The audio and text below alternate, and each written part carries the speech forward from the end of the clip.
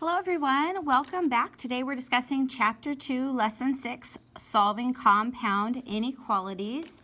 And the objective for today is to solve compound inequalities with one variable and graph solution sets of compound inequalities with one variable. All right, those are the two objectives for today. Now let's talk about what compound inequalities are.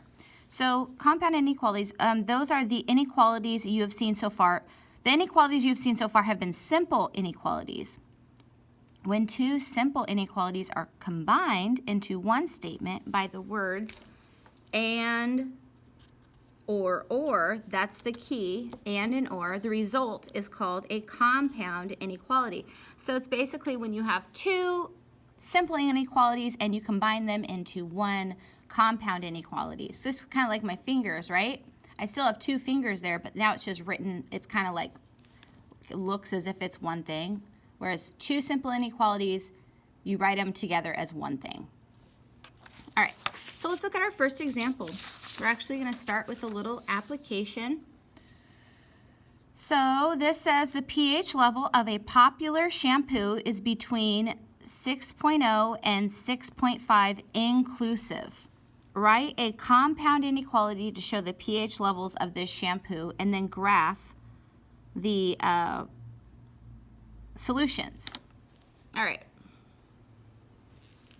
So the pH level, so we are going to define a variable. I'm going to say let x equal the pH level. Okay. And it's giving us two pieces of information. It's saying it's between 6 and 6.5. So you put the smaller value here, 6.0, and you put the bigger value here, and you put x in the middle, and basically x is bigger than 6.0, but it's less than 6.5. Now this word inclusive is really important because inclusive is kind of like, it's kind of like includes, right? It's kind of like the word includes, which means including 6.0 and 6.5. So that means it can equal those values. All right, if it's inclusive. So that's really our compound inequality, right?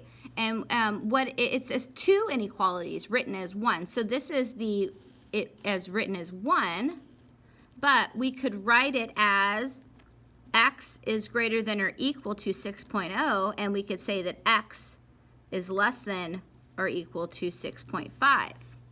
But if we want to combine those into two words, we say x is greater and then equal to 6.0, and this is that keyword and, x is less than or equal to 6.5, okay? And then we combine it, and this is what an and compound inequality looks like. Then we just need a graph, so I'm going to go to 6.0. That's going to be a closed circle, and 6.5 is going to be a closed circle. And really, x is anything in between here. Okay, so all of these values, x could be anything in there.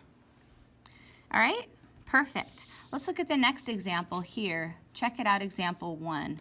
It says the free chlorine in a pool should be between 1.0 and 3.0 parts per million inclusive. Write a compound inequality to show the levels that are within this range and then graph the solutions. So again, we have to define our x. So it's talking about chlorine. So let's say let x equal amount of chlorine in a pool. Okay. And then we're going to have the smaller value here, 1.0, the bigger value here, and x is in the middle because that's what x needs to be between those two values.